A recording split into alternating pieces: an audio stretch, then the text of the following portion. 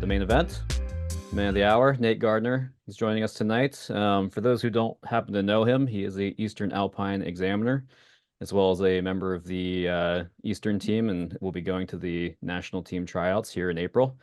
And I also understand, Nate, Yeah. that you are becoming known as Professor Gardner. You can Yeah. correct me if I'm wrong, but it's at the Vermont State University's outdoor education program, right? Yeah, correct. What like what are you guys doing up there? Because I think it's pretty cool. You were telling me about this when I was up there before, but what for the group, like what are you doing up there? Because I think it's a pretty cool program. Cool. Yeah. So Vermont State University, which is I think that's what we're called now. It's changed names. I graduated from Johnson State College in 2003. That school has changed its name three times, and every time they change their name, they send my wife and I new diplomas. So we each have three diplomas from the same university with the same degree. So we look like geniuses in our household. Uh, but VTSU has an awesome outdoor recreation resort management program up there. Um, some of the better resort managers have come out of that program. Great outdoor educators, and they approached me a few years ago about doing a level one certification for their kids, and then through all the naming and renaming and all that stuff. And then COVID, we got delayed for a bit. So this year we pulled it off where we did basically a level one, like what would be like a level one college for PSIA, a week of education on what is the level one assessment and teaching skiing, and then finished it up with a level one assessment. And so we had six kids who, well, I say kids, one guy was my age and a military vet, but six college students who went through that and achieved their level one certification and received two college credits in the process for doing that, which is pretty awesome. So we're kind of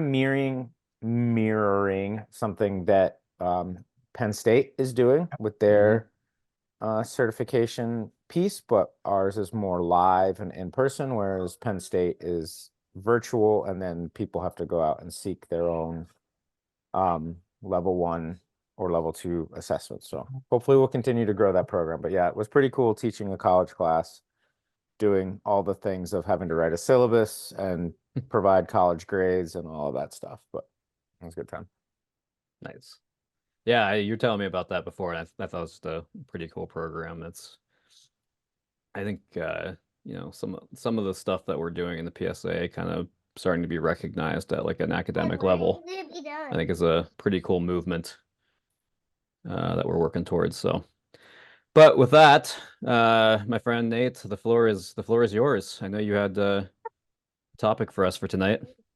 Yeah, and so as Brandon said, like I'd like tonight to be a little bit more discussion with all of you. I've got some subject matter to talk about. If I'll be 100% honest, it's what I'm kind of building for a potential long presentation for the national team selection in April, but it's also a subject that is pretty interesting to me. So I'm going to start off just, with some notes and some discussion points there, but please, jump in with your questions, your comments. This is my little assistant, Wyatt, right here, who's getting ready for bed soon, but you might hang for a bit. Um, and then I want to also just be available to answer any questions you all have about certification process, assessment process, any of that piece as well. So, but first things off, and uh, what I wanted to ask all of you, and anybody can kind of jump in, is so the subject matter we're going to talk about to begin with is um, understanding motivation and influencing motivation, which is one of our people skills fundamentals, right? Is that we need to be able to recognize and influence motivations, behaviors, and actions in our students. We're going to focus mostly on the motivation piece this evening, but it will delve into the other two pieces. Um, but what I wanted to start off with was, what are some reasons that you all have had in your experience for students coming to you for a lesson or going to a training? Anybody want to volunteers some thoughts on that? Sure. Yeah, great. They have, some people have come to us like, and this is not age specific, but this particular person was a little bit older, was a late 30s, early 40s-year-old wife, mother that came to us because she wanted to be able to ski with her kids and her husband, and keep the family continuity in a wonderful winter sport. And she wanted to be more competent at at skiing, at the technique, so she could keep up with everybody and have fun. Very nice. Thank you. Who else has thoughts on reasons they've had people join them for a lesson? Craig echoed what I was going to say, but Steve here with Okemo. The other part of it is a lot of times people are hung up breaking that wedge into the parallel turn, at least for adults. Kids, I think it's less clear. I think it's really about having fun with kids. I did a lot of kids last year. This year, more adults. Those are part of two of the big pieces I noticed, in addition to what Craig said. If he hears my daughter, I think. Yeah. Cool. All right. I was gonna say, I think besides like maybe some of the, just trying to get better at skiing, sometimes you get the family privates and things like that. People wanting to spend time together. And as a trainer, obviously we see a lot of people going for assessments and looking to get better and prepare for those assessments, whether it's skiing related or teaching related. And sometimes it can be just being a part of that community, right? A lot of people are in this industry because they enjoy the community and that aspect of it. Yeah. Yeah. Thank you for that, Brandon. Dad, why are you? Audrey, do you have any thoughts in there? So you. Oh, yeah. I was gonna say, well, me and Brandon, we had a family, what, 2 weekends ago, maybe? Yeah. And then the mother, like, her kids were getting better than her, and she just wanted to keep up with the kids, which was kind of, so we had to do whatever it took to get her to keep up with these kids, which was kind of fun. Yeah. Awesome. Nate, I got a question for you. Do you guys Yeah. see Okemo or up at Stowe predominantly children's and women taking lessons and very few adult men? We seem to find here that, at least in our experience, not that men don't, but they're much in the minority, especially anybody that's over 25. Yeah, I would say that stat of 80% of all lessons are children is pretty accurate, even at our ski and ride school, although I've got some personal opinions as to why that stat exists. And I would say that, yeah, we see a fair number of women more than men, but I will also say that once I get the family skiing pretty well, the dads start wanting some tips because they start getting passed by the children, and then they're like, oh, okay, maybe I need to figure this out. So Yeah. but yeah, I think that is a relatively accurate statement industry-wide, Craig, in that place. I was just curious, because that's what we were seeing. I was just curious whether, because in New England, you think of people going to Stowe, you think they might be better skiers, possibly, and so they might seek out, that kind of attention. But guys got egos, and that's they hide behind it, the big ego that they may have this bravado that they can do more than they really can, So Yeah, for sure. So unless anybody else has some other thoughts on that, those are all great reasons for sure, things that I'm very familiar with. My day today, I had a young man, 6 years old, who the grandparents wanted him just to ride on a chairlift. He had done 2-3 days of lessons at Pleasant Mountain in Maine. And on the last day when they said, "Oh, you're ready to ride on the chair," the kid kind of freaked out, didn't want to get on the chair. And so the whole goal was that the 6-year-old get on the chairlift and have that experience, and get more comfortable with riding the chairlift. And we were on it in the second run because I was just like, all right, fine. Can you stop? Awesome. Let's go. Like, I'm not going to ask a question. I'm not going to give you an option. We're just going for it. and then we had a great time for the day. So, motivation, and I'm going to be looking down at my notes a little bit here, folks, so I apologize for that. But motivation is what causes any person to act, right? We all have our own. You guys have your motivations for even coming to this evening, right? You're trying to improve as instructors. Maybe you're working towards an assessment and you're trying to get more information in there. You're just, becoming better at your jobs. Those are all motivating factors, and that is what causes you to act, to sign up for these online learnings, to attend trainings at your home mountains, to go out to PSIA, ASI events. And that's why that fundamental exists, that we need to, as good coaches, recognize what are the motivations of our students. Why are they coming in? So motivations typically fall into, depending upon what theory of motivation you look into, and there's so far in my research about 15 separate theories, so there's a bunch in there, but there's some overlap.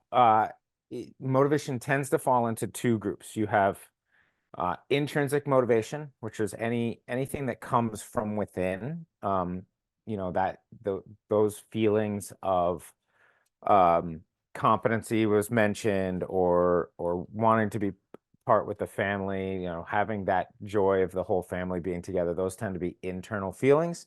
And so that sort of ties into intrinsic motivation. Extrinsic motivation would be anytime it's coming from outside, like my young man today, where he didn't really have much of a goal, right? But the motivation that was given to me was by the grandparents. So that motivation for him was an extrinsic motivation.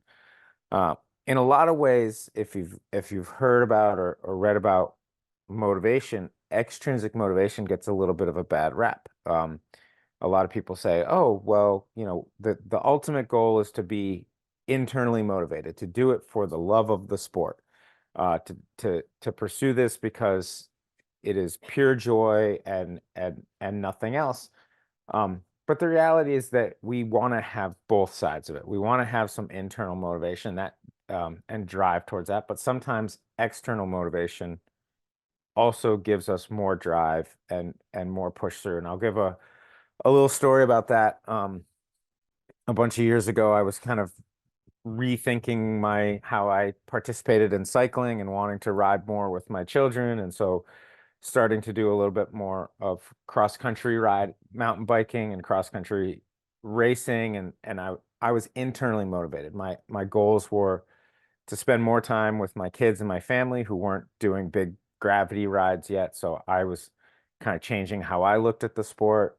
I'm also getting older, and I was less willing to take on the big risks of enduro and downhill because I can't break a collarbone because I've got to make dinner at night, and I can't, break a leg because I need to ski for a living. So I had some internal motivations around safety and around my family for changing. And I was talking to a manager at the time about some of the goals that I had within that.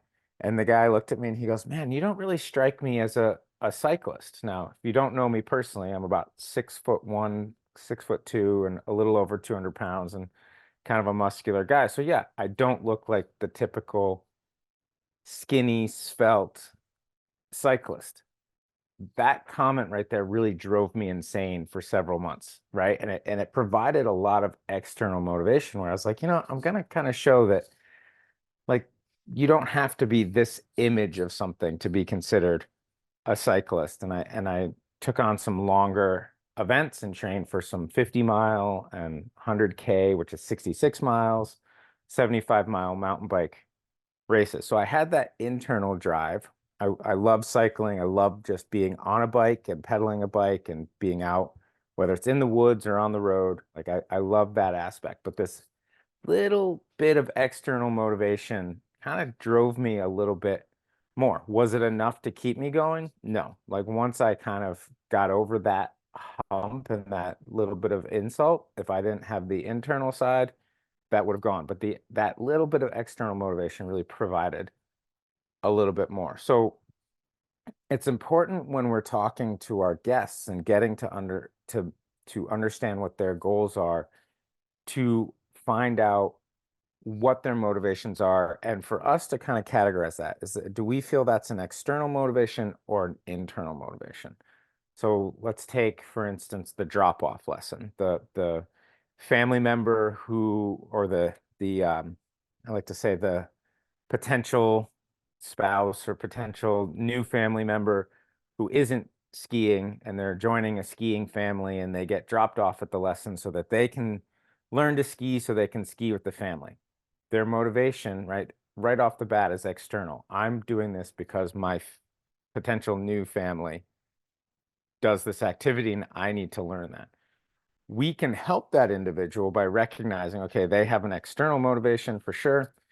What can we do to help them find an internal motivation and a love for the sport as well? Does that make sense? Am I kind of keeping people on track there? Awesome.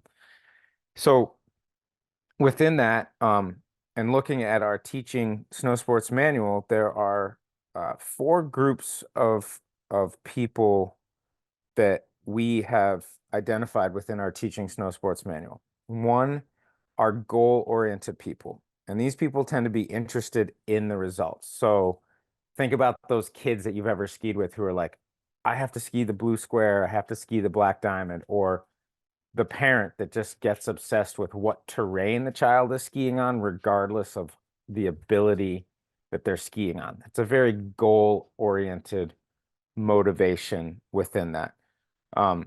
Their learning environment that are definitely connected to an end goal to stimulate that motivation. The second one, and this got touched on a couple of times when we were talking about reasons, is relationship-oriented people.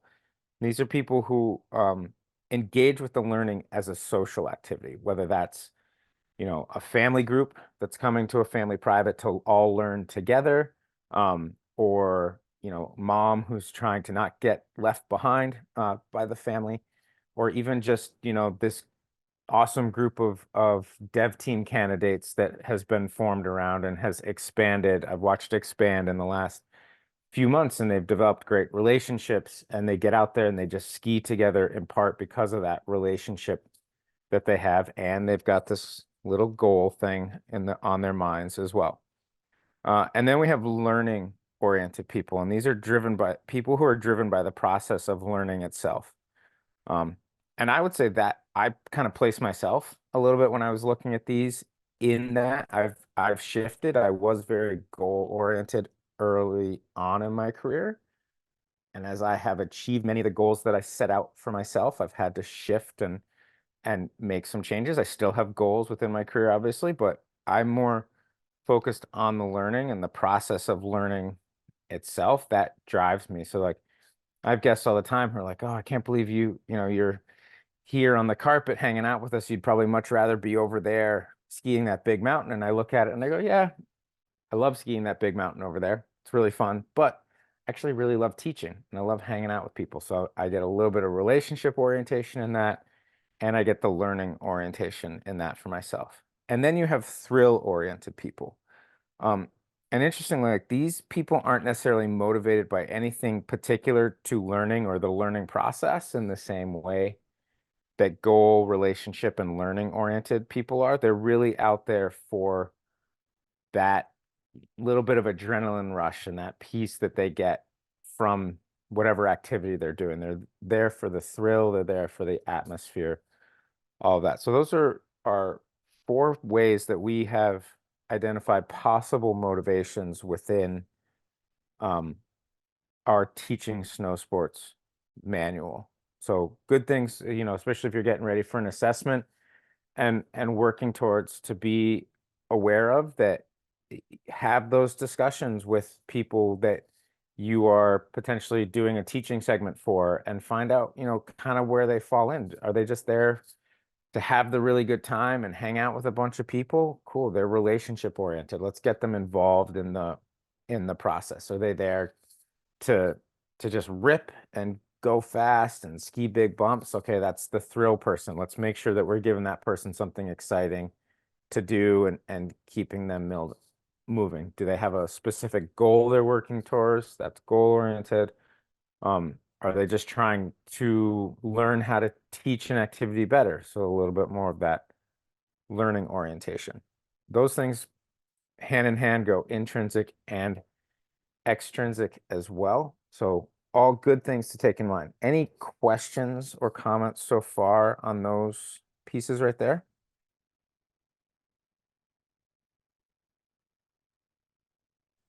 Another question yet, but I did appreciate your example of the magic carpet and the person saying, "I'm sure you'd rather be up on the big mountain." And I've had that comment given to me in the past before too, and I'm like, I'm up there all the time, and I'm exhausted right now. Trust me, I am so excited to be here right now. Yeah. Yeah. I think that's a little bit of what changes us differently as teachers, is that we love to teach, especially those of us who have been in this game for a little while, or pursuing different certification levels and all that. Like we love to teach, and that becomes our orientation much more than like a newer instructor who's just trying to get a pass, get on the hill, hopes to get big time lessons. Like I laugh all the time that, like, you think about me as, an Alpine examiner, Eastern team member going to national team selection, and I literally spent the last 2.5 days on my knees on the carpet on our very beginner trail, which I think is a great example for folks that, like, yeah, I'll do that work as well. And it's something that I love to do. I enjoy introducing people to our sport and doing that piece. And that's where I get some internal motivation myself, is just getting out there and having a great time with, 3 kids today, or the one little 6-year-old, or the retired music teacher that I had for a first time lesson a few weeks ago. So some great examples in there. Along Yeah, with the, I have yeah, a question, sure, and Magdalena. maybe you'll be addressing it later on. But being an examiner and me thinking I just got my level 1 and thinking at some point in the future going for a level 2, from the examiner perspective, how does it work, evaluate and get that motivation or examine on the teaching skills and people skills during the exam? I know the level 1 is not much of focus on a lot of like the teaching part, or just like the basic. So going further on in that journey, how, from the examiner perspective, how do you try to get that out of people? How do you evaluate that and getting the motivation and those people's skills during the exam?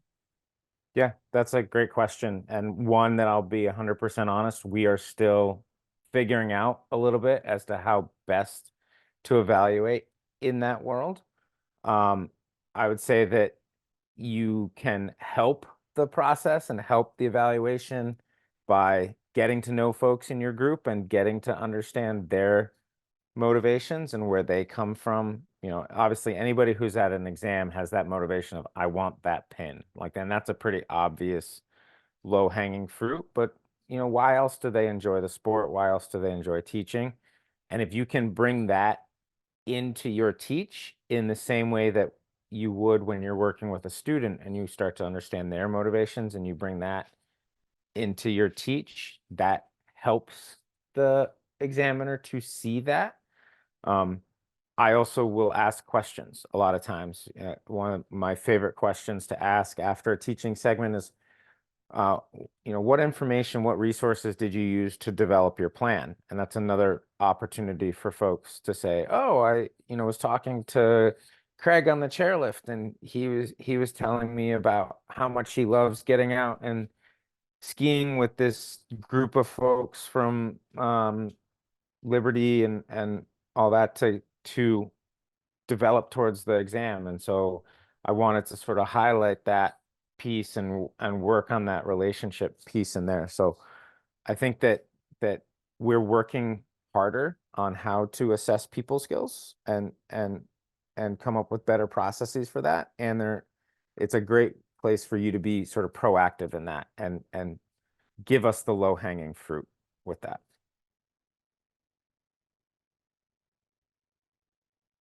Cool. Thank you. I'm making notes.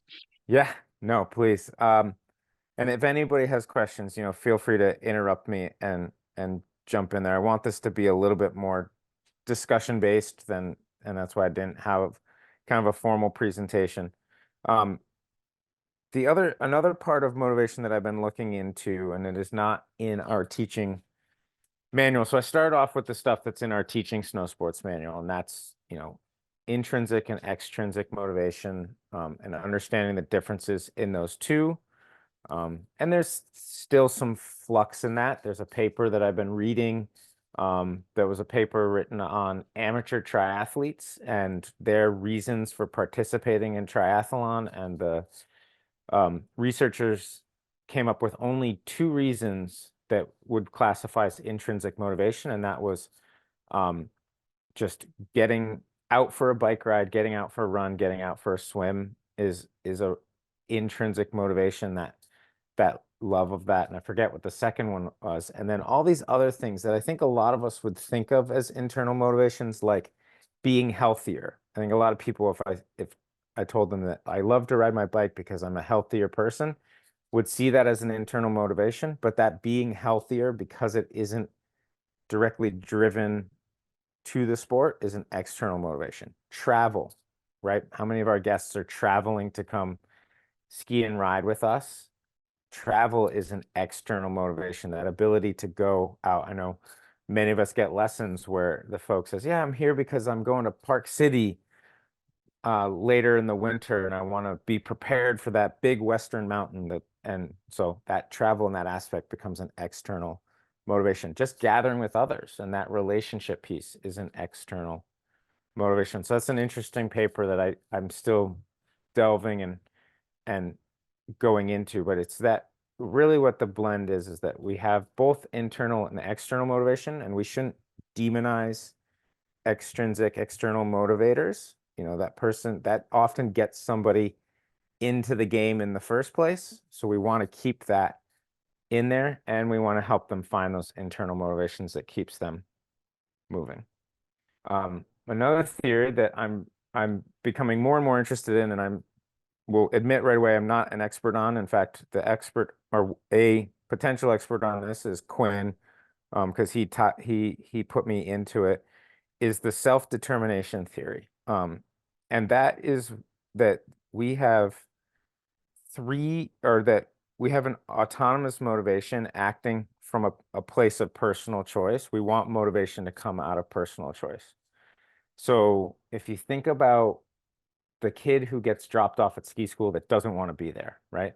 They don't have an autonomous choice to come to that lesson. So one thing that's very important for us as the instructor is to find ways to give them some choices right off the bat to help develop some trust with them and draw them in so that they have some autonomy to that.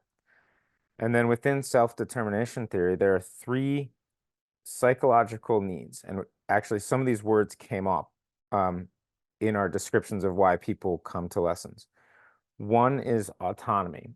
And autonomy is, sorry, I'm going to look back in my notes so I get this right.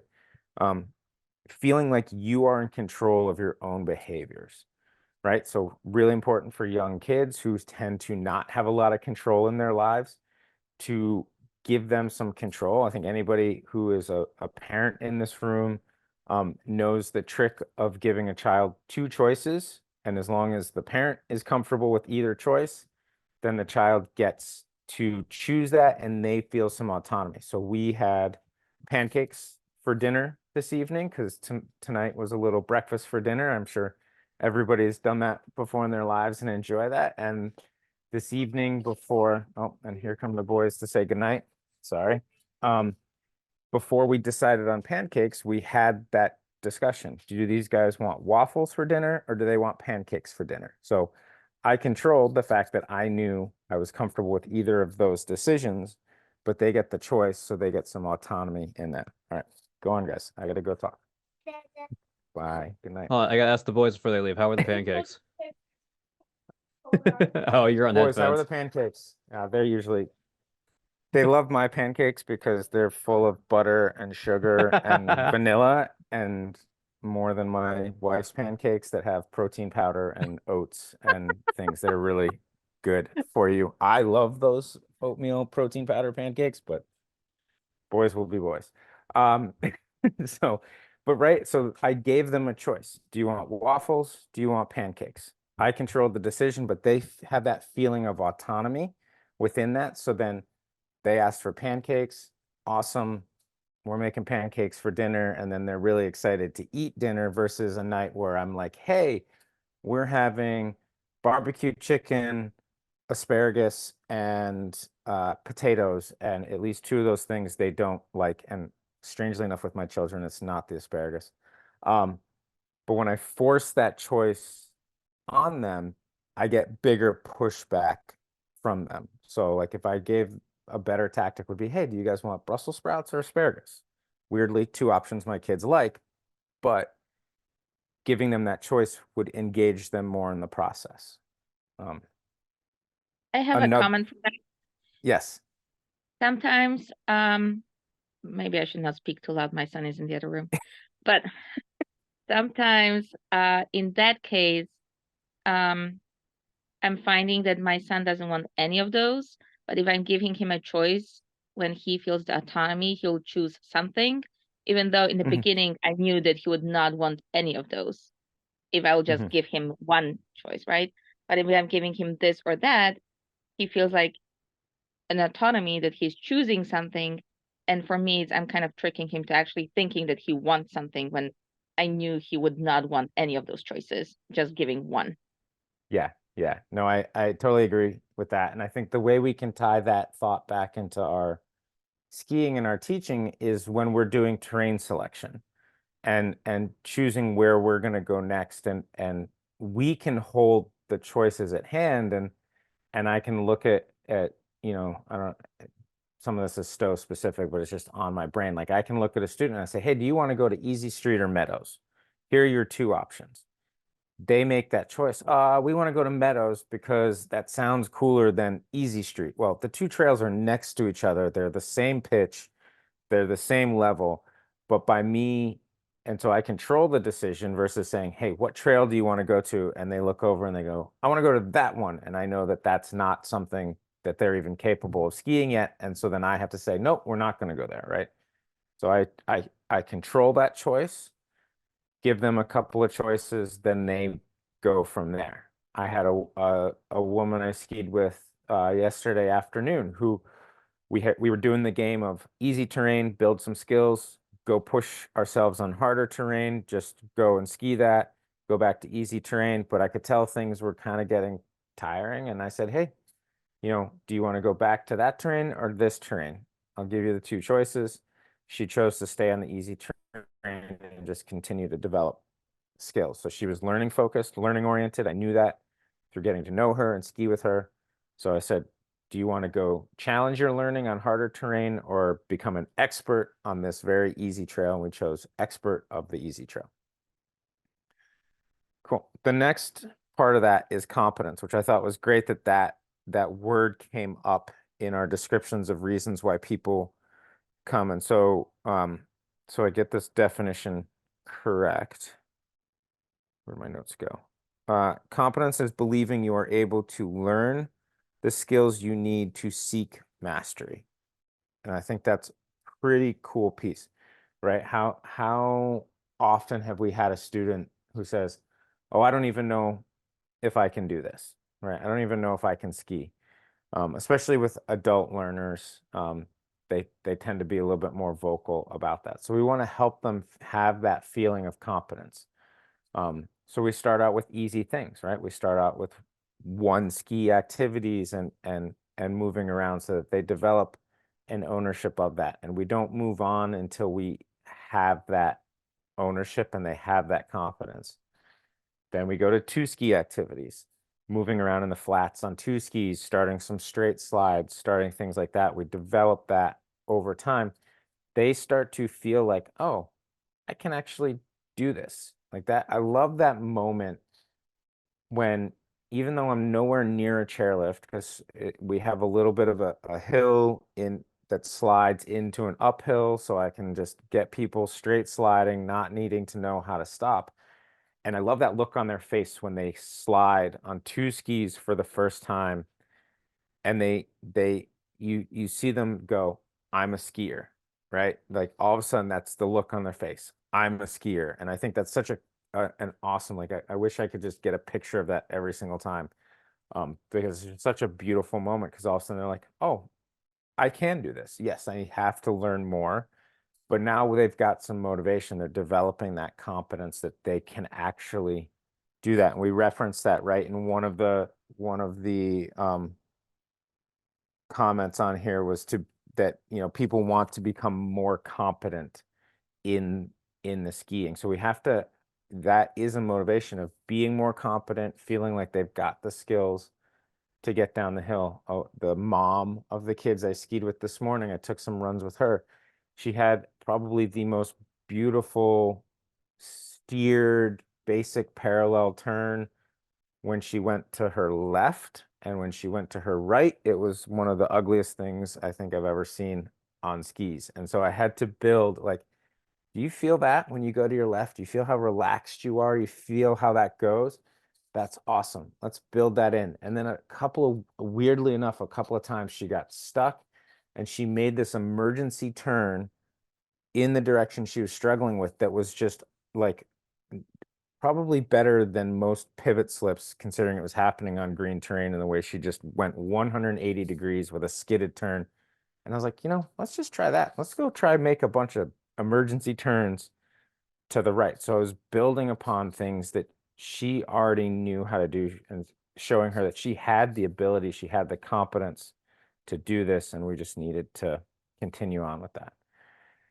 And then the third psychological need within this self-determination theory is relatedness. And so relatedness is a feeling of, I don't have my whole note here. It is seeing that you are connected within the activity that you are doing to others. So that's, just that seeing other people on the hill, feeling that I think that mom who wants to be skiing with the whole family, or the dad who's gotten passed by a little bit and needs to get caught up to the kids within that. It's that they're motivated by that relatedness of being part of that whole group. That ties into some of our relationship oriented folks. That's a lot of why we are here participating in this chat a lot of times, is that relatedness and that camaraderie of an entire group working towards one thing can be a big motivation for folks. So that's kind of where I wanted to talk about tonight. I know we've been chit-chatting a little bit, and I want to be able to answer any questions, because it also puts me on the spot and has to make me deliver a little bit. But I'll just wrap up kind of briefly with this, like, understanding motivations and the goals of our guests is a big part of what we do. I think it comes probably very closely tied to movement analysis when you think about teaching in general, right? Like, we need to know why our guests are there and working towards that. What are they hoping to achieve? What motivates them? And then we need to look at their skiing and know what's going on in their skiing and riding. Those two pieces together then formulate a great lesson. So I think this is a huge thing for us to continue to develop as an organization, of understanding people's motivations, and then how can we influence those motivations? How can we help that person who's wholly externally driven right now come up with some internal motivations so that they've got some lifelong buy-in to the sport? How do we have that person who's like, oh, I'm just here for a good time and I want the family to all ski together, to maybe get a little bit more drive and a little bit more push from that as well? So we take a very internally motivated person and add some external motivations to them. So thank you. And I'll open up the floor for any questions you have, either on this or just things you want to ask me in general, since you've got me here. I was gonna say, not so much a question yet. I might have one of those for you, but And just a comment about one of those last pieces you were talking about competence that I thought was really interesting was, like a lot of people, we were talking about how a lot of people come to us to become competent, but an interesting thing that you mentioned in there is how we can have a tremendous influence on helping people feel like they could become competent. Right. And I think that was such an interesting way of thinking about it because, like, I mean, you think about like you have no motivation if you don't believe you can do it, right? You're probably not going to do it. And that could be, just the whole concept of skiing to a lot of people, to, a new skier. But for like us, we deal with a lot of experienced skiers too. And like, how many times do you hear somebody say like, well, I don't like moguls, right? And I would be willing to bet a large portion of those are people who don't enjoy them because they don't think they can do it, right? And we sometimes create those kind of breakthrough moments sometimes as instructors or trainers where like, oh, maybe I could do this. And then suddenly they want to do more of it. And it's a interesting connection between, competence and realizing you could be competent and some people's motivation to actually try to get better and do it. Yeah. Yeah. Awesome. Hey, Nate, this is Rich. I want to riff on something that Brandon there a little bit. So, a situation I encounter a lot is, someone who is afraid, right? And, getting them over that fear factor. And, can you talk a little bit more about, how you might approach that situation? Because it's related to competence. It's related to why over other motivations like they want to ski with the family and stuff. But fear is, I think, a unique motivator, or a common, very powerful motivator. So can you riff on that a little bit? Yeah, for sure. I think those are my favorite lessons, honestly, are the ones that take a little bit softer touch. I think, first thing to identify with somebody who has that fear is, where is that fear coming from? Okay, there are multiple different places, but one example is an overtrained by a friend, spouse, parent, right? So they've got some real life fear because they were taken on something that was too much for them. So we've got to backpedal as fast as possible. We got to go back down 2 steps in terrain if we have to, right? And that also starts down that road of developing trust with them. Then there's fear of the unknown is another example of fear. So people who, like the young man I skied with today, who had never been on a chairlift before, but that totally freaked him out for whatever reason. A 6-year-old who had never been on a chairlift, never really had his feet off the ground in that way, was very fearful of that. So I recognized that fear was one of lack of experience with it. And I just said, look, we're going to go do this and I'm going to be by your side and we're going to get through this. And we had a great time. So, fear from experience, fear from lack of experience, those are 2 pieces. Fear of injuring oneself, that tends to be a lot with adults. Everybody who looks and goes, oh, I wish I could ski like these little kids. Well, these little kids don't have to worry about who's making dinner that night, right? They don't have to worry about where the paycheck is coming from. They don't have to worry about how they're going to drop 4 kids off at 4 different soccer practices with a broken ankle. So we can have a discussion around where the fear is coming from. But I think, ultimately when it comes to fear with any individual, especially adult learners, but with any individuals, we need to start with a discussion of it. We need to let them know that the learning process is theirs and give them more autonomy over the decision making within that process. So it may feel like we're going back pretty far in our steps to do that. Does that help, Richard, or makes kind of answer your question, or do you need more? No, that's kind of how I tend to approach it, you know. It's just interesting, I guess one of the things that I kind of find work is that acknowledgement of the fear Yeah. is important. And not to, belittle it or right. But so acknowledgement, but also there's a certain level of you have to commit.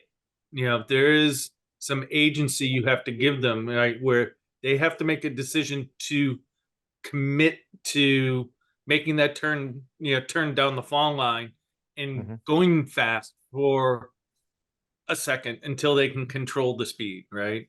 Yep. But making it explicit is that that's their choice, right? And there are consequences to not committing and delaying, right? You tend to go faster, right? Which is not a desired outcome. But so I try and make those I guess decisions more conscious. Yeah, and I like what you're saying there, Richard, about one, like let's talk about it and be open in the discussion, and let's also and acknowledge that the fear is there, like helping our guests to understand that. One of the things that I like to say with guests is that I think we're all familiar with the fact that like trail designations are not necessarily universal from resort to resort. And when you go to steeper resorts that have steeper green terrain, people look at that and go, wow, that's green, because that looks kind of like the intermediate terrain that I ski back at such and such resort. And so we have to have that. And then I build on that discussion and I say, to that point, like everybody has their own personal double black diamond. And for some of us, it might be the next green terrain that we're going on. And for others, it might be Corbett's Couloir at Jackson Hole, right? Everybody's got a top end to their skiing. And we need to, when we have that, and if we can be open in our discussions and say, even for me, here I am as a professional ski instructor, and like I've got a top end. There are certain things in this sport I'm not willing to do. And, sending it off the rock wall at Corbett's is definitely near the top of that list for me. So just like you said, acknowledging that and maybe showing some examples of where we have our own fears helps with that. And then I forget the other part that I was going to go with on that one is that that commitment part, right? And having open discussion beforehand about the pros and cons of committing to a turn. Like, yeah, it's really fearful to let the skis go down the fall line, but we kind of need to do that because we're holding back, and it's actually making us go faster and feel less in control by not, having this happen. So I think that those are two great points, Richard, of like, let's acknowledge things, and then let's definitely have open discussion about why we want to work towards a specific area.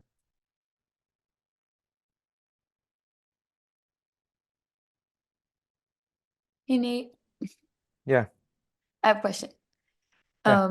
So this is more like kid specific and I think I've been running into this a lot more. I think this year when teaching, I would say the age range would be like from 7 to 9. When I get them in we have that green zone at Okemo.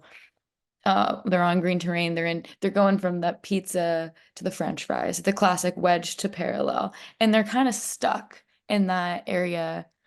Or maybe they're fairly parallel on green. We're getting them on blues, but then they go right back to that wedge. And then they get frustrated because that takes time. Like that takes time and we work on it and they're children, but then they get frustrated and they think, well, they can ski a wedge on well, it's fine. They can just ski a wedge. They can go down a black diamond. They can do anything. They can Yeah. ski, but and then they get frustrated that they're on green terrain or we're working on blue terrain. Even they want to just black diamond wedge. How do you kind of have that conversation with the child being like, well, I mean, I try to do this, but what's your take on that? Like, how do you have that child conversation? Yeah, that's a hard, definitely a hard conversation. I think one way, one tactic I've used to do that is to completely change the activity, right? Mhm. I'll look at a kid and I'll say, yeah, sure, okay, fine. We can ski anything right now. We Mhm. can't ski it well, but we can ski anything. You willing to do it backwards, right? You willing to try going down this Black Diamond Trail backwards? No, no, no. That sounds like a bad idea to me. Okay, great. How about we go to some green terrain and we figure out how to ski backwards, and then we'll bring that back. And if I can, if again it goes to that autonomy piece, if I can give them a choice as to what we're doing instead of just a straight progression of like, oh, I need to go back to green terrain and teach you to do something, and Yeah. that's really gonna upset you because you feel like I don't ski greens, I can ski black diamonds, and I've run into those kids a lot. If I can change the activity to something that they're completely not willing to do on the black diamond terrain, are you willing to just stand on one ski on black diamond terrain? Like, find an activity that, and it seems a little bit mean, but if we can find a spot that really challenges them in that zone other than just skiing it, and then say, okay, cool. How about we go figure that out back here, and help them start to understand the need for feeling comfortable on certain areas and then challenging themselves in certain areas. Then I think you can start to get that buy-in from them as to why we need to go back to this terrain and do this. I remember my dad, when, my dad was started teaching skiing in his 60s, and he would get these British groups that would look at this, older man, and they would think, what's this guy going to teach us how to ski? And my dad would just ski up to the group on one ski and they'd go, oh, we can't do that. And so Yeah. I think that if you can change the activity in a way that gets them out of just the skiing perspective, and then start to, especially that 7 to 9, they're competent enough to engage in that conversation more Yeah. than we necessarily give them credit for. Yeah. Yeah. Thank you. That was good. Yeah. Can I kind of piggyback on what Audrey said? The last lesson I kind of had was kind of yellow to a green, and I totally did not feel comfortable taking them really on the chairlift as the terrain increasing. So I was trying to follow an idea of like, I need you to be able to stop and being able to turn for me to feel comfortable and safe taking you on the green terrain. So knowing that they cannot really do that, and I asked to evaluate themselves. So like, this is what we did. I need you to feel comfortable doing this so we can go on the upper terrain. And it's like, so how do you think you did? Oh, I was a solid 9. I was like, okay, no, you were not. You barely, like, so how, instead of I can be, I won't say I can be harsh, but like, this is the truth. You're very far from the truth. I don't want to discourage you, but we need to kind of have some kind of a reality. Me as an instructor, I don't feel safe taking you and a group of 6 kids that barely turn or barely stop on the chair and the green train that you might end up in the woods. So how do you keep the motivation up, but also be kind of truthful? It's like, no, you're not turning. No, you're not stopping. Like, Yeah. how can you talk to them like this? So this retired music teacher I skied with about a month ago clued me into a way that she taught that I thought was so amazing. And this may work, Magdalena, and then we can explore other ideas. But, in music, typically in music, that you're told, oh, you have to practice half an hour every day, 6 days a week to get proficient at a certain thing. And it's hard for kids to do that, to say, man, half an hour, that seems like forever to a kid. And she took that and she said, okay, if we're playing this piece of music and this piece of music takes about 7 minutes to play, she would say, okay, I need you to practice this piece of music 4 times, not for 30 minutes, but you need to do it 4 times. And how that changed the kid's perspective. So she understood the time frame of the music. And she put it as a rep count. And I started thinking about that in so many things that I do. I do a bunch of indoor cycling workouts throughout the winter, and I do much better when I know I have 8 intervals to cover versus doing intervals for 15 minutes. Like if you tell me I'm going to do intervals for 15 minutes, I'm going to make it about 7 minutes and I'm going to be like, enough is enough. But when I've got 8 intervals, I'm counting them down. So I think a tactic that I've been using a lot more, Magdalena, in my teaching is, okay, guys, I need you to show me that you can turn to a stop 4 times in each direction. You do that, we can move on. And I can use that piece a little bit more than saying, I need you to show me a turn to a stop, right? Or that we can turn to a stop. So if we can give them a very specific thing and gives a rep count to it, I've had a lot more success, even with adults. Like, you know, yeah, we want to move on to that. If we can just do this straight run on this hillside 5 times, then we can move on to that. So I think that's one tactic that has been working for me, is to add a specific rep that they can count off on. And then I totally also understand what you're saying about like safety concerns and having, you know, that one or two kids that maybe aren't there yet. And so I don't feel safe taking the group on the chairlift because of that. And so, you know, just I think a tactic with that is just make sure that the other kids who are ready, that we continue to give them something that challenges them while we can highly focus on that one or two students for a little bit to kind of get them up to speed. Does that help at all? Hello, I think that because they were somewhat able to turn, but just turning for me is not enough. You need to turn when you want to turn, not because you keep somewhat and at some point you will finally turn. It's like it might be kind of too late. So the update to that lesson, I got a second instructor, so it was 2 of us for 6 kids. We took them. It was slushy, so it's like it's fine. They will not hurt themselves so much, and it was kind of fun. I'm kind of glad that we took them, because then the boy that was always wanted to go up, I think that was a mistake. We were not ready.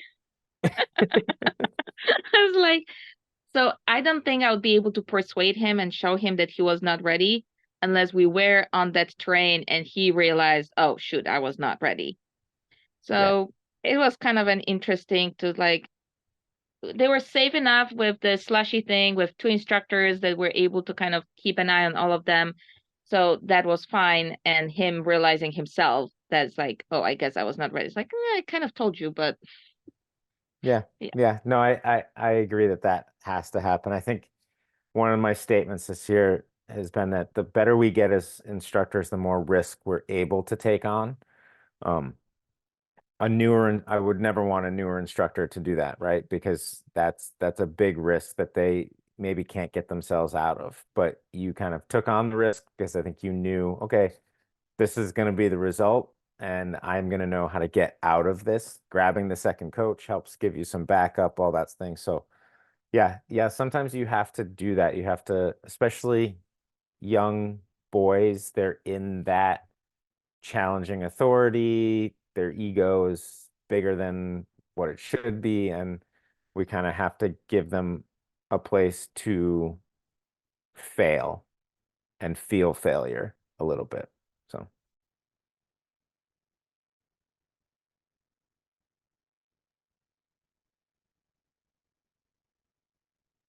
I'm finding it very helpful with talking here on the lower level kids, 7 to 9. Audrey, thank you for bringing that up, because I feel like some of the previous our talks were focused on level 3 and adults, and you can talk to people, get there. There's another thing, like getting the motivation out of the people. It's like, sure, you can talk to adults. Audrey, try to get a motivation out of a 7-year-old, and it's like, what do I do? So that's Yeah. kind of the maybe a next question is like, how do you get the motivation out of the 7-year-olds? Or if they are the autonomy, competence, and whatever you're pronouncing this. Relatedness. Thank you. Relatedness. Yeah. Yes, thank you. So I'm glad you're talking about lower level and a little bit younger kids too. Thank you. Yeah, you're welcome. And I think we can, I don't think we've given enough credit to kids over the years. Like, I think we say, oh, you know, don't talk to kids. Kids don't need to be talked to. And I don't believe that as much. I think that we can have that. I think that kids will come up with things that they want to do. The hard part with being a kid is you're not given a lot of choice in life. Everything is told to you.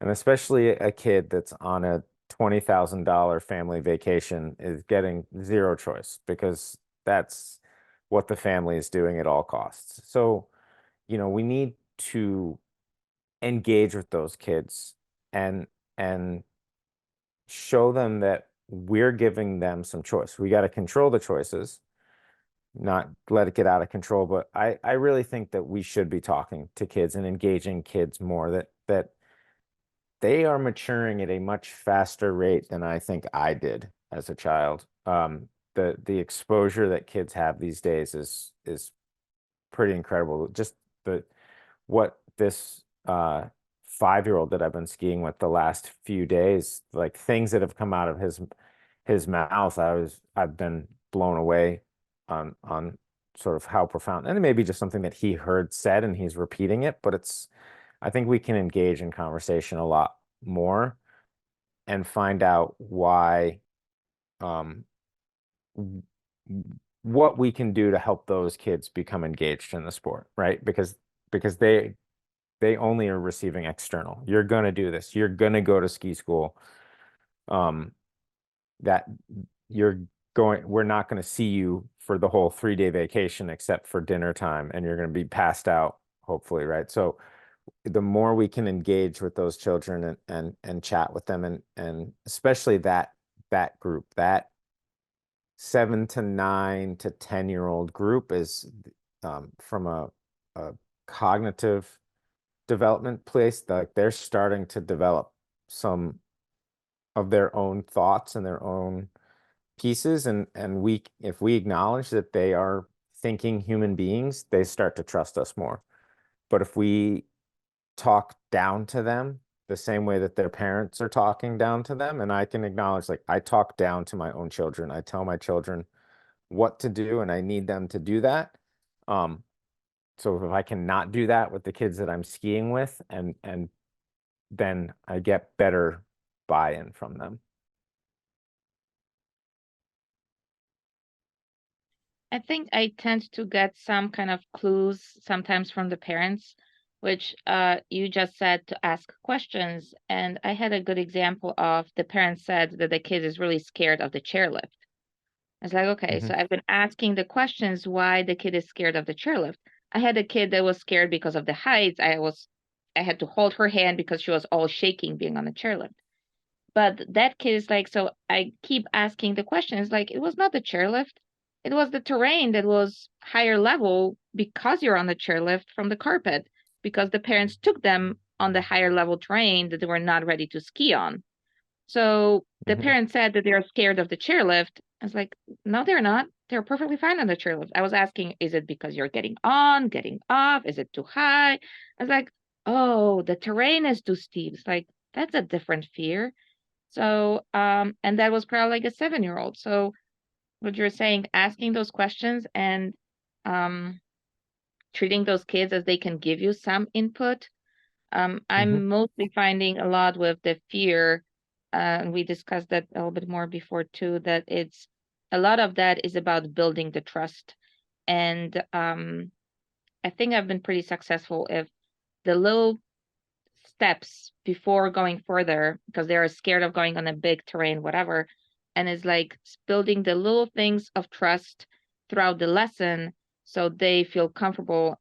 Me telling them, I would not take you somewhere that I don't feel your skills are capable, you skiing that down. Can you trust me? So, Mhm. and keep repeating all of that and building the trust throughout the lesson. And I think some of those are like the big factors of building the trust to continue. Yeah, and that goes back to what Rich was saying about like dealing with fear, and is fear from an experience. An overtrained child has an experience, and they're fearful because of that. Is it fear of the unknown? I don't know what to expect, and that creates fear. And then you were saying you were talking to the parents. Like, I've had lessons where figuring that out, that fear is a direct result of the parent being afraid. And they've put so much pressure on the child to not fall off the chairlift that the kid has become afraid to go anywhere near the chairlift. And I've had that experience many times where it's like you start to talk to them and they're like, well, dad said I have to make sure I always ride with the instructor and I always do this and I always do this. And like, that's pressure that child is feeling that's creating that fear. And so, we just have to, but again, we don't get there without discussion and without chatting with them and engaging. That's one of those fundamentals, engaging in two-way communication, that we have a chat with them and talk with them about what's going on, and they can give us more insight to help us work through it.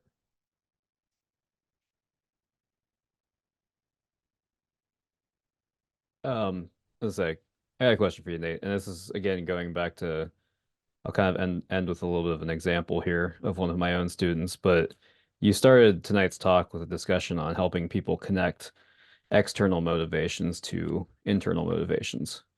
And I thought that was a pretty interesting topic. And an example is one of my students, and some of the folks from Okemo here have certainly seen me traveling at 65 miles an hour on many weekends, trying to keep up with a student who is typically doing north of 70.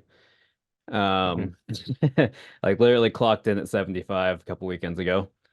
And he would definitely fall under the thrill-oriented category. And it's interesting as he's gotten older, well, I'll say I've had him for a few years now, and I've typically challenged him through terrain, right? Like giving him terrain that challenges him, whether it's moguls or whatever, something where he can't just go straight. And interestingly, as he's gotten older, he's become more averse to challenge and being challenged, and tends to avoid things that I think he's not as good at. And so on one side, he has the external motivation of his dad wants him to become a better skier. They're tremendously wealthy family, and his dad's providing him him and his whole family one heck of an opportunity to get better. Whereas the student is just out, wants to go straight. And I think we've all had those students, right, who just want to go straight and they're kind of averse to that challenge. And so how can we maybe like connect some of these like external motivations, whether it's a parent or something else, to, you know, get that connect it maybe more with some more internal motivation and get them wanting to, um, not just go straight or, Yeah. challenge themselves with a little bit more than just that. Because like I kind of made fun of him a couple weeks ago. Him and his buddy were like, we're getting kind of bored. I'm like, yeah, maybe if you guys did something other than go freaking straight every run. Yep. Yeah. I don't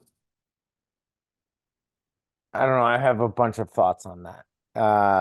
You're talking about, he's not, so we'll start with this. Like, you have challenged him through terrain. You've tried to take him into the moguls because you can't go 75 in the moguls and be successful. Or you have tried to take him into ungroomed snow, right? That's not necessarily been his choice, right? So not to pick on you, Brandon, but like let's kind of start with that, of like that piece of autonomy in self-determination theory of okay, I need to, and tell him, how old's this kid now? Like He's 13, 15. 14, 15, yeah. So he's getting really close to that age where like he's about to have a lot more autonomy than he's been used to, right? Somebody's gonna hand him the keys to probably a pretty nice car in a year or two, and he's gonna have to make constant decisions and choices for himself with a large, expensive piece of equipment. So, what can we do to provide him with some choice and say, okay, do you want to go straight down chief, or do you want to do this? Like, and then why do you like going, and then engaging that conversation, like, why do you like going straight down at this speed? What are you getting out of that? From that, I just really like the feel of the wind in my face. Like I could understand that 100%. Like that's awesome. Cool. Well, that's great. So like, can we engage in a little bit more conversation and teach a little bit more to what he wants out of it? Like he and his friend are egging each other on a little bit. So you've got that relationship orientation in there. Like I've got to be better than my friend. A joke this year has been like, always watch out for number 3, because number 1 that buzzes you is probably in control and just not being very nice. Number 2 that buzzes you is slightly in control and just following the trend, and number 3 is just hanging on for dear life. So like that's the friend you want to watch out for, is the third one. So I think that that's a part of it. Like 15, definitely like adult at that point in so many different ways. So how can you engage him in the process? And because I'm sure everything else he gets is probably very top down. You're going to do this. And that's another thing that we don't always, get and understand. Like probably a lot of pressure in that kid's life. Pressure to get good grades or to be good at a certain sport. To, at 15, dad's starting to talk about what college he's going to go to, and all those pieces. So like this is his time probably to just send it at his choice. And I think that you could probably have more conversation with him and find out why that's happening, and kind of play that amateur psychologist a little bit of like, do you just like doing this because you're 100% in the decision making at this time? Like you've made the choice, like I this is it, and I bet you'll get a yes out of Would that. you And take him, say, Nate? Would you recommend taking him or giving him that option so he has autonomy to say, hey, maybe what do you think about going to run some super G gates, or almost like, don't have a downhill course at Okemo, but it's got a lot of good rollers on that one racing hill. I mean, you could put, what if he put gates up or had some stuff like that and said, hey, give him a try and say, hey, maybe you could beat me down this or something like that. That would at least introduce some turns, I mean, make it challenging and keep it in that vein for the kid to still go fast. Would you do something of that nature? yeah, I just want to have the discussion with the kid and find out what's going on in his brain, right? Like, I agree with you that like, oh, can we find some other venues for that? But I think, to my mind, this sounds like a kid, like this is the one time he gets 100% choice over what he gets to do is on a pair of skis. And if we can get some acknowledgement from him from that and say, okay, cool, I get that. This is your decision making, and how else can I help you make some decisions with this and what we do? And I'm glad you brought that up about the downhill, because I was resisting so hard on that. Like, how can you even get up to 75 at Okemo? Yeah. I don't think that's possible, but no. One of the 3 speed venues. You could. I've skied with can. you. You could. Brandon can as well. I know he I can. know he can. I know. We just did it the other day. But yeah, I think that's, I again, to stick within the vein of motivation and sort of the psychological side of it, Brandon, I think that you got to have try to have a heart to heart with this kid and figure out like, what's going on with him, these days. He'd probably connect with you pretty well. You're a young guy, and you can bring in some of your own life experience into it. But like, I'm willing to bet a lot that this is the time that that kid gets any choice in his life as to what he does. I was thinking about something. I'm not sure exactly how to word it or how to incorporate that, but I've done it with my younger kids. Of if we are getting that this is the only time that he can be in control, and going on that thought, letting him be in control, and okay, so you are an instructor for the day. What can you teach me? Do you think you can teach me something, or what would you like to plan the lesson? Do you want to go straight chief every single time? Or what would you like me to work with you and give me the lesson for today? Something in playing in that kind of mode that he is in control of either the afternoon, morning run or something that I think we established that I think he wants to be in control of something. And when he's going straight down, he feels that he is. So kind of finding other ways of him being in control and maybe challenge him, like teach me something. Like what can you teach me? And like have some of the challenge of some things there. Yeah, I think that's a great idea for sure, of something to try. I think that, you know, this is that age where like they're 100% focused on challenging authority. And I think if any of us reflect back upon how we were when we were 13, 14, 15, like I knew how to tie a bowline knot off of the headboard of my bed and get out my window pretty quickly. So I think we can all sort of admit that we went through that at some point. And, you know, I think that that's part of it. But again, it starts with like, let's engage in conversation and find out what this kid's motivations. Because like you said, Brandon, he's got this big external motivation of dad. And I'm sure dad is reminding him of all the things that dad provides to him within this lifestyle. And that's a big thing. So like, what's he get out of it? How's he like to do it? You know, and how can we work within that? Yeah, no, I mean, I definitely left a few details out there because I think this is a scenario we deal with a lot. Yeah. As instructors, especially with kids. In his specific case, you know, I do try to provide some level of choice and options of where we want to go, and a lot of times it's presented with I don't care, but then like when all right, if we don't care, let's go do this. It's avoidance, right? And it ends up kind of deriving into like I said, as he's gotten older, it's very much avoidance of challenge, right? Anything Sure. that he can't do perfectly the first time. And he is a very high level skier. He's a better skier than most of our instructors. He can turn at a high level if he wants to. Yeah. And but it's interesting, like as he was way more adept at challenge when he was younger and way more open to that. And it's interesting as he's gotten older, he's very much started avoiding it. Yeah. Well, that is the 15-year-old brain right there for sure. I mean, like fitting into the crowd, Yeah.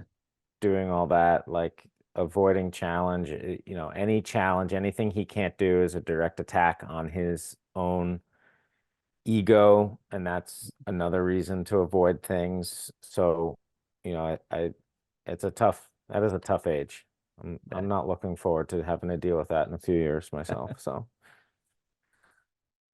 I think that the family and the role in him trying to meet the family expectations and what we discussed before with colleges or some things that are coming up, like you need to meet those expectations. So I think that being numb to it finally is just I don't care. I just don't want to be challenged because I cannot be perfect. If I cannot be perfect, I'm not fitting in. yep. Yeah, definitely a fair point.